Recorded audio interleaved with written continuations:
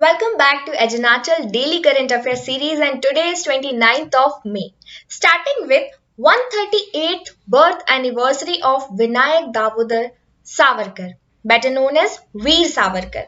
कौन थे ये, क्यों इम्पोर्टेंट है, बात करते हैं. Mainly, he was an Indian independence activist and a politician, lawyer as well as writer. लोग इन्हें स्वतंत्र वीर सावरकर के नाम से भी जानते हैं. स्वतंत्र वीर सावरकर. जन्म इनका हुआ था नासिक महाराष्ट्र में 28 मई 1883, यानी इस साल 138th एनिवर्सरी इनकी मनाई जा रही है. मेनली जो एग्जाम पॉइंट ऑफ व्यू से इंपॉर्टेंट है वो ये है कि इन्होंने अभिनव भारत सोसाइटी 1904 में स्टेब्लिश की थी. Remember this name, Abhinav Bharat society in 1904 was established by Veer Savarkar and he was also the president of Hindu Mahasabha from 1937 to 1943. इनकी एक किताब है जो कि काफी ज्यादा फेमस है, उसका नाम है the history of the war of Indian independence. The history of the war of Indian independence, जिसमें इन्होंने गुरिल्ला वॉरफेयर टैक्टिक्स के बारे में और सिपॉय म्यूटिनी जो हुई थी 1857 में, पहला वॉर ऑफ इंडिपेंडेंस जो था, उसके बारे में बताया है. इनकी एक और बुक है जिसका नाम है हिंदुत्व, हु इज हिंदू. ये बेसिकली इंपॉर्टेंट पॉइंट्स है जो कि एग्जाम में पूछे गए हैं और आगे भी आने वाले एग्जाम में पूछे जाएंगे. अगर हम बात करें कि जो इंडियन इंडिपेंडेंस में इन्होंने लड़ाई ली, अपना कंट्रीब्यूशन दिया, तो इन्हें कई बार अरेस्ट भी होना पड़ा. 1909 में जब मॉर्ले मिंटो रिफॉर्म्स की बात चल रही थी, इंडियन काउंसिल एक्ट आया था 1909 में, उस समय इन्होंने आर्म्ड रिवॉल्यूशन किया था जिसकी वजह से इन्हें अरेस्ट होना पड़ा था. 1910 यानी 1910 में भी कई सारे रिवॉल्यूशनरी ग्रुप्स के साथ इनके कनेक्शंस थे इंडियन हाउस में और उन्हें उस समय भी फिर से अरेस्ट किया गया. तो ये कुछ बेसिक बातें हैं. डेथ इनकी हुई थी 26 फेब 1966 में due to fasting on his own wish of death. Indian house की बात करें तो इंडियन हाउस की स्थापना की थी श्यामजी किशन वर्मा 1905 में और लंदन में इस्टेब्लिश किया गया था. Indian house in London. And who is the founder? Shyamji Kishan Varma along with VD Savarkar. It was open to promote nationalist views among Indian students in London. जो भी इंडियन स्टूडेंट्स थे लंदन में, उन सभी में वो नेशनलिस्टिक फीलिंग जगानी थी, प्रमोट करना था, अवेयरनेस लानी थी. दूसरी इंपॉर्टेंट बात है हिंदू महासभा के बारे में जानना. अखिल भारतीय हिंदू महासभा, आप सभी ने नाम सुना होगा. ये सबसे पुराना ऑर्गेनाइजेशन है इंडिया का, जिसे 1907 में एस्टेब्लिश किया गया था और 1915 तक पूरे ऑल इंडिया बेसिस पर इस ऑर्गेनाइजेशन को एक्सटेंड किया गया. साथ ही साथ जो इसके एमिनेंट पर्सनालिटीज थे उनमें इंक्लूडेड है पंडित मदन मोहन मालवीय जी, लाला लाजपत राय, वीडी सावरकर और भी कई सारे लोग इसमें शामिल थे. तो बेसिकली आपको याद रखना है पंडित मदन मोहन मालवीय जी, लाला लाजपत राय और वीडी सावरकर का नाम हिंदू महासभा के लिए. और कब स्टैब्लिश की गई थी? 1907 में. Okay, let's move forward. Ashrita V. Olite becomes India's first women flight test engineer. काफी गर्व की बात है, विमेन एंटरप्रेन्योरशिप की ओर एक कदम बढ़ता है जब भी ऐसी न्यूज हमें सुनने में मिलती है कि भारत की पहली विमेन फ्लाइट टेस्ट इंजीनियर ये बनी है आश्रिता वी ऑलिटे. क्या बेसिक इनका काम होगा कि देखिए, जो भी इंडियन एयरफोर्स के विमान होते हैं, जो भी फ्लाइट्स होती हैं, उन सभी में एक टेस्टिंग की जरूरत होती है उन्हें एयरफोर्स में लाने से पहले.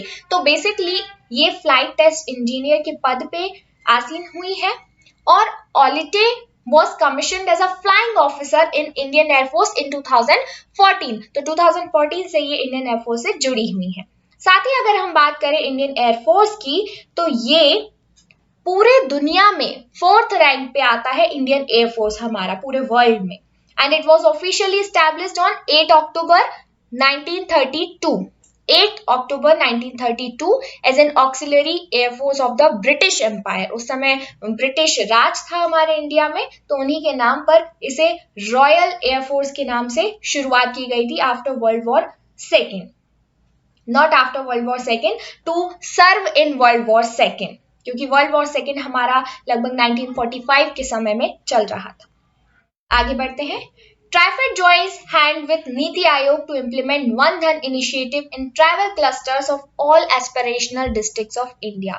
Aspirational district से आप समझ सकते हैं ऐसे डिस्ट्रिक्ट का चुनाव किया गया है पूरे देश से जिन्हें स्मार्ट डिस्ट्रिक्ट्स में कन्वर्ट किया जाएगा। तो ये बेसिकली ट्राइफेड ने नीति आयोग के साथ एक अंडरस्टैंडिंग ज्वाइन की है, हैंड्स ज्वाइन की है। किस लिए कि यहाँ पे TRIFED ministry of tribal affairs के अंदर आता है, जिसका फुल फॉर्म है tribal cooperative marketing development federation of India, जो किसके लिए काम करता है, ट्राइबल प्रोडक्ट्स के लिए। मतलब जो ट्राइबल पीपल होते हैं वो क्या करते हैं, फॉरेस्ट प्रोड्यूस को गैदर करते हैं और उन्हें मार्केट में बेचते हैं रीमैन्युफैक्चरिंग करके। तो बेसिकली इन सारे प्रोडक्ट्स को प्रमोट करने का काम ट्राइफेड का है। अब यहाँ पे नीति आयोग क्या करेगा, तो नीति आयोग वन धन इनिशिएटिव के अंदर ऐसे ट्राइबल क्लस्टर्स को इकट्ठा करेगा जो कि खुद के सेल्फ हेल्प ग्रुप्स बनाए और फिर उसके बाद जो भी लोग हैं ट्राइबल सोसाइटी से जुड़े हुए जो ये काम करना चाहते हैं उन सभी को ट्रेनिंग प्रोवाइड की जाएगी, वर्किंग कैपिटल प्रोवाइड की जाएगी और सेल्फ हेल्प ग्रुप्स जो हैं वो मार्केट से कनेक्टिविटी बिठाएंगे ताकि उन जो फॉरेस्ट प्रोड्यूस हैं, ट्राइबल प्रोडक्ट्स हैं, उन सभी को मार्केट में एक गुड प्राइस पे बेचा जा सके, एक्सेस हो सके, इंटीग्रेशन हो सके। इसमें प्राइवेट सेक्टर का भी इन्वॉल्वमेंट रहेगा मार्केटिंग के लिए। Next, if we talk about the key points, the Tribal Cooperative Marketing Federation of India यानी कि ट्राइफेड ने नीति आयोग के साथ वंदन योजना के तहत ये सारा काम किया है, जिसमें 39 ट्राइबल एस्पिरेशनल डिस्ट्रिक्ट शामिल होंगी।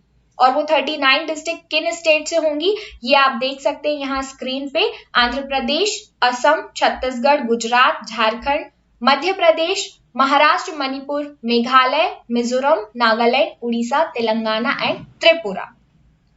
ठीक है, इसके लिए कुछ वन धन केंद्र भी स्टैब्लिश किए जाएंगे जहां से इसे पूरा मॉनिटर किया जा सके। फिर अगर हम बात करते हैं ट्राइफेड की, तो ट्राइफेड स्टैब्लिश हुआ था 1987 में under multi state cooperative societies act 1984। Act याद रखना है आपको क्योंकि ट्राइफेड बहुत ही इंपॉर्टेंट ऑर्गेनाइजेशन है। तो ये multi state cooperative societies act 1984 के तहत एडमिनिस्टर किया गया था और मिनिस्ट्री ऑफ ट्राइबल अफेयर्स के अंतर्गत ये काम करता है।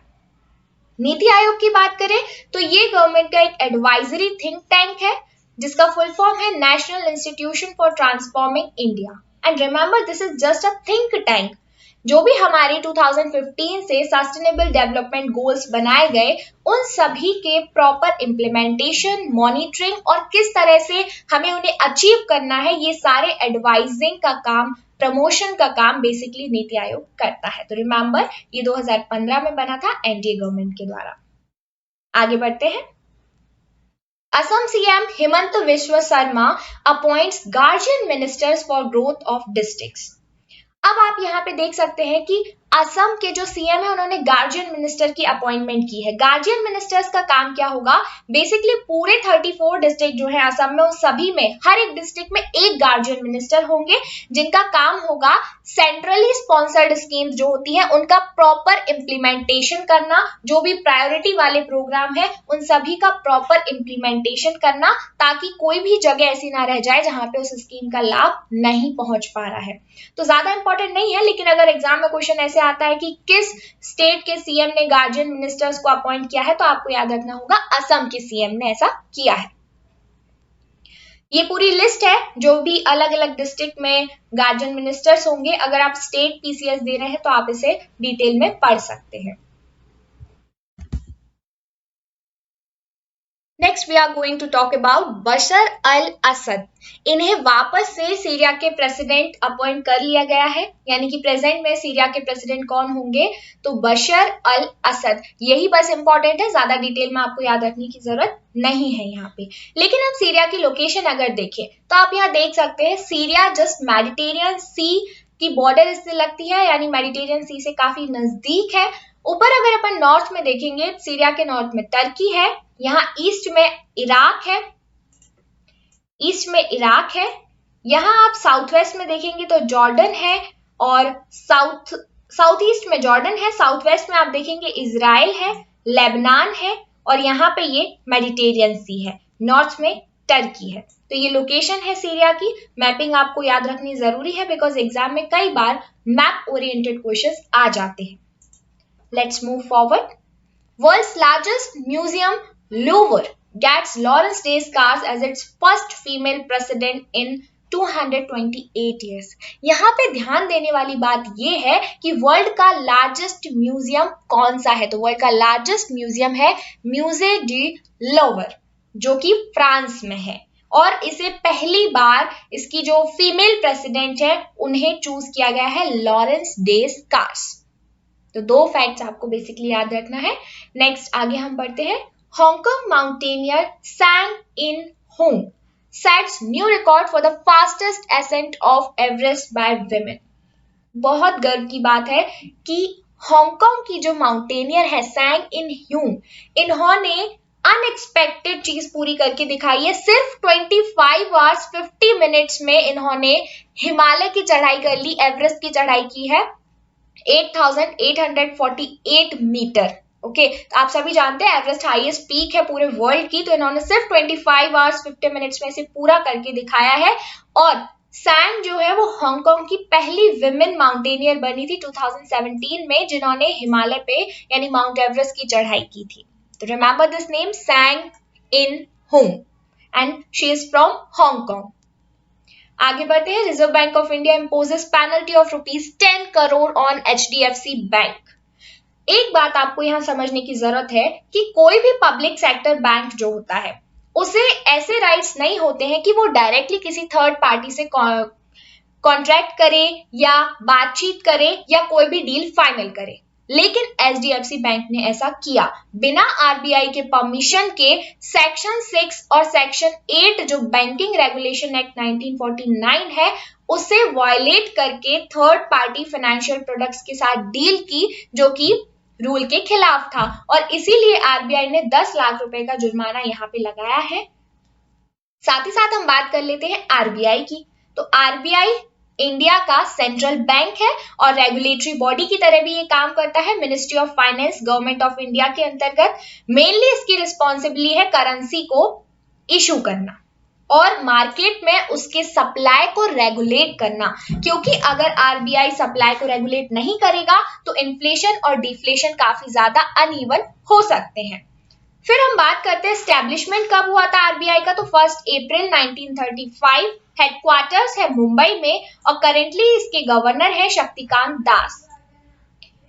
सबसे इंपॉर्टेंट बात जो कि आप सभी को शायद याद ना हो, हिल्टन यंग कमीशन के रिकमेंडेशंस पर RBI को एस्टेब्लिश किया गया था। ये कमीशन आपको याद रखना है, हिल्टन यंग कमीशन, इन्हीं की रिकमेंडेशन पे RBI एस्टेब्लिश किया गया था।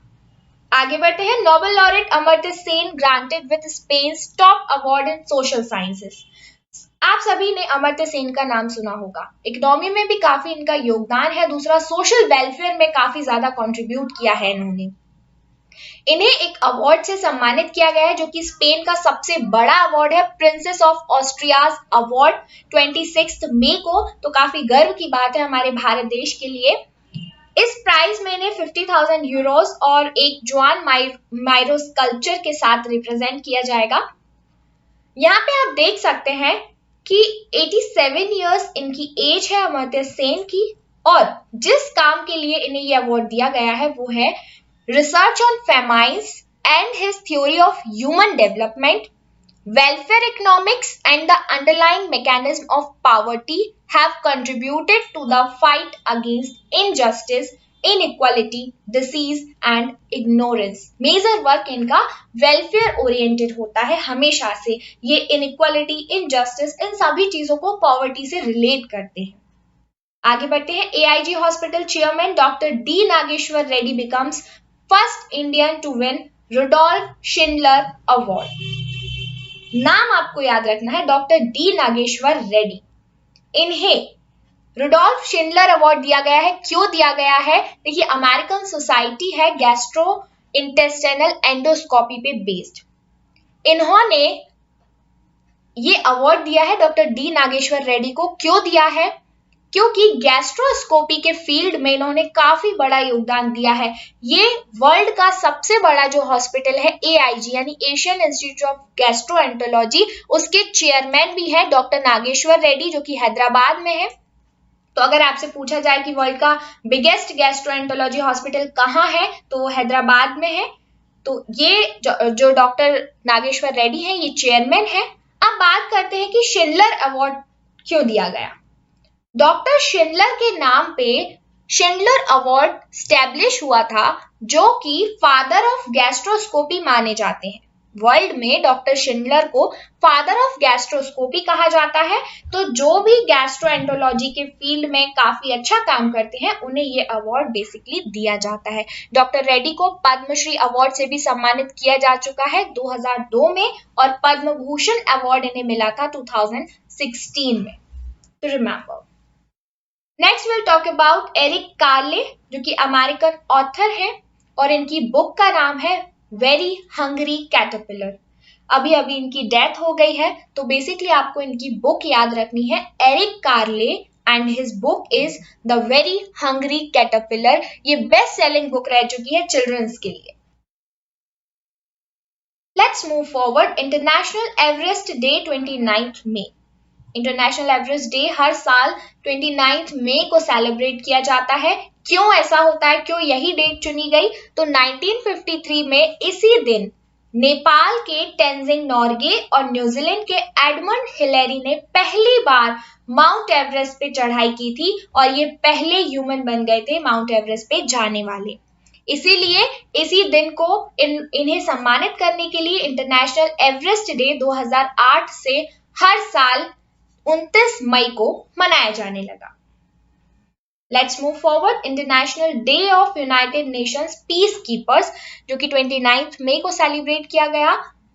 इस दिन मनाने का जो थीम है वो है the road to a lasting peace, leveraging the power of youth for peace and security, यानी आने वाली जनरेशन को पीस और सिक्योरिटी के लिए प्रेरित करना, अवेयर करना, और विश्व में शांति बनाए रखने के लिए ये दिन ऑब्जर्व किया जाता है। Next is international day of action for women's health. 28 मई को ये सेलिब्रेट किया गया था। इस दिन का बेसिक जो एम है वो ये है कि विमेन हेल्थ के लिए लोगों को इंस्पायर करना। इंटरनेशनल विमेंस हेल्थ डे के नाम से भी इसे जाना जाता है, क्योंकि आप देख सकते हैं कि काफी ज्यादा कंट्रोवर्सीज होती है, काफी प्रॉब्लम्स होती है विमेन की हेल्थ को लेके, सेक्सुअल और रिप्रोडक्टिव हेल्थ को लेके। तो उनके राइट्स को कैसे प्रिजर्व किया जाए, कैसे उन्हें राइट्स दिलवाए जाए, इसके अवेयरनेस के लिए ये दिन हर साल 28 मई को मनाया जाता है as international women's health day. The next is world digestive health day. 29 मई को ये ऑब्जर्व किया गया।